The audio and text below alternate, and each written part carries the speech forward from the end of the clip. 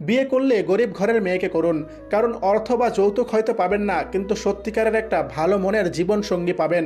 আর যাই হোক, তারা কখনো আপনাকে ছেড়ে যাবে না। তিনজন মানুষের কাছে কখনো গোপন কথা বলবেন না। এক, জ্ঞানহীন মূর্খ লোকের কাছে। দুই, যে ব্যক্তি আপনাকে সহ্য করতে পারে না তার কাছ থেকে গোপন রাখুন। তিন, স্ত্রী লোকের কাছে। জীবনে সুখী থাকার দুটি উপায়: এক, ভুলে যাও তাকে যাকে তুমি ক্ষমা করতে পারবে না। দুই, ক্ষমা করে দাও তাকে যাকে তুমি কখনোই ভুলতে পারবে না। এই চারটি কারণে আমাদের জীবনে কখনো না কখনো দুঃখ আসে। এক, সম্পর্কের কারণে। দুই, শারীরিক অসুস্থতার কারণে।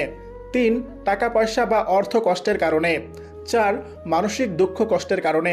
ধনী হতে চাইলে এই তিনটি কাজে মনোযোগ দিন। এক, হতাশ না হয়ে আশাবাদী হন, অলস না হয়ে পরিশ্রমী হন। দুই, নিজের মনকে বড় করে অন্তরে দারিদ্রতা দূর করুন। তিন, ঝুঁকি নিতে শিখুন, তবে যে কোনো বিষয়ে ঝুঁকি নেওয়ার আগে ভাবনা চিন্তা করে সিদ্ধান্ত নিন। এই তিনটি লক্ষণ দেখলেই বুঝবেন আপনার কপাল অনেক ভালো। এক, যখন নিজের নিন্দা অন্যের মুখে শোনার পরেও আপনার গায়ে লাগবে না। দুই, যখন আপনি নিজেকে সবথেকে বেশি ভালোবাসতে শিখবেন। তিন, যখন আপনি কঠোর পরিশ্রম করতে শিখে যাবেন। বিপদের সময়ে তিনটি কাজ থেকে দূরে থাকুন। এক, কোনো সমস্যা নিয়ে অতিরিক্ত চিন্তা করবেন না, তাহলে মানসিক চাপ বেড়ে যায়। দুই, বিপদের সময় হঠাৎ করে কোনো সিদ্ধান্ত না নিয়ে পরিস্থিতি বুঝে পদক্ষেপ গ্রহণ করুন। তিন, বিপদে কাউকে দোষারোপ করার আগে সমাধানের দিকে মনোযোগ দিন। জীবনে চলার পথে এই তিনটি মূল্যবান উপদেশ মেনে চলুন। এক, কোনো মানুষ বা কোনো প্রাণীকে কখনো ছোট করে দেখবেন না। দুই, কারোর সাথে আপনার সম্পর্ক ভালো হোক বা খারাপ সেটা কখনোই ভেঙে দেবেন না, কারণ একটা কথা মনে রাখবেন, ময়লা পানি আপনি পান করতে না পারলেও তা দিয়ে আপনি আগুন নিভাতে ঠিকই পারবেন। তিন, কেউ যদি আপনার সঙ্গে খারাপ ব্যবহার করে তাহলে আপনি তার সাথে কখনো খারাপ ব্যবহার করবেন না, কারণ হীরা দিয়ে হীরা কাটা যায়, কিন্তু কাদা দিয়ে কখনোই কাদা পরিষ্কার করা যায় না। কেউ আপনার সাথে তর্ক করলে এই দুটি কাজ করুন, তাহলে আপনি তর্ক না করেই জিতে যাবেন। এক, অনেক সময় আপনার উন্নতি দেখে কিছু মানুষেরা প্রচণ্ড হিংসা করে থাকে এবং তাদের মনের ব্যথাগুলো আপনার ওপরে বের করতে চায়, তাই তাকে বলতে দিন, কারণ তার মনে প্রচুর ব্যথা আছে। দুই, যে যতই আপনাকে রাগানোর চেষ্টা করুক না কেন, আপনার মাথায় এই চিন্তাটা সবসময় থাকতে হবে যে এই মানুষটা ইচ্ছা করে আমাকে রাগানোর চেষ্টা করছে, তাই আমি তার কথায় একদম তর্ক করব না। জীবনে দুই ধরনের মানুষের থেকে দূরে থাকো। এক, ব্যস্ত মানুষ, কারণ ব্যস্ত মানুষ নিজের ইচ্ছে মতো কথা বলবে। দুই, স্বার্থপর মানুষ, স্বার্থপর মানুষগুলো নিজের দরকারে তোমার সাথে কথা বলবে। আপন মানুষ যদি শত্রুতা করে তাহলে এই তিনটি কাজ করুন।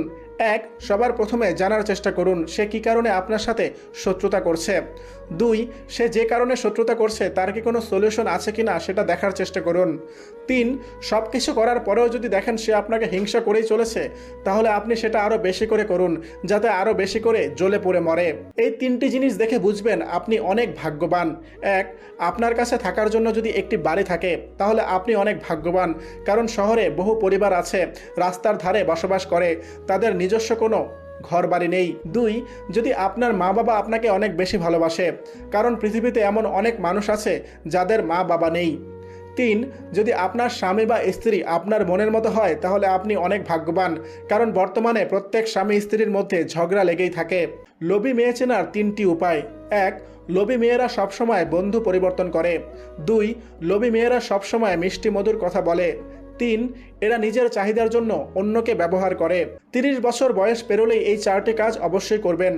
এক, নিজের স্বাস্থ্যের দিকে খেয়াল রাখুন। দুই, বৃদ্ধ বয়সের জন্য টাকা জমান। তিন, যে আপনার যত্ন রাখে তার গুরুত্ব সবসময় দেবেন। চার, যাদের কাছে আপনার গুরুত্ব নেই তাদের সাথে মেলামেশা বন্ধ করে দিন। সংসার ভেঙে যাওয়ার চারটি কারণ: এক, ভালোবাসার প্রকাশ না করা। দুই, স্বামী স্ত্রী একে অপরকে সময় না দেওয়া। তিন, স্বামী স্ত্রীর মধ্যে কোনো রকম ঘনিষ্ঠতা না থাকা। চার, হাসি খুশি থাকার চেষ্টা না করা। মৃত্যুর আগে পর্যন্ত এই দুটি কথা কখনো ভুলবেন না। এক, যে সময়ের সঙ্গে বদলে যায় সে কখনোই আপনার প্রিয় হতে পারে না, কারণ সে কখনোই আপনার ভালোবাসার মানুষ ছিল না। দুই, চোখের জল ফেললে কেউ আপনার আপন হবে না, কারণ যে আপনার আপন সে কখনো আপনাকে কাঁদতে দেবে না। কেউ আপনাকে অপমান করলে তাকে জবাব দেওয়ার তিনটি উপায়: এক, তাকে এটা বুঝতে দিও না যে তোমার খারাপ লেগেছে, তার সাথে কথা বলা কমিয়ে দাও, যেন তার এটা মনে হয় যে তুমি তাকে পাত্তাই দাও না। দুই, অপমানগুলোকে গায়ে মাখলে হবে না, একটা মানুষ তোমাকে ছোট করার চেষ্টা করলেই তুমি ছোট হয়ে যাবে না। তিন, রাগ হলেও শান্ত থাকবে, কারণ যে মানুষটা তোমাকে অপমান করছে সে তোমার ভালো চায় না, তাই তার ট্র্যাপে পা দেবে না। নিজের সম্মান নষ্ট করতে না চাইলে এই দুইটি জায়গায় মন শক্ত করে চুপ থাকুন, তাহলে পরে বুঝতে পারবেন যে আপনার সিদ্ধান্ত সঠিক ছিল।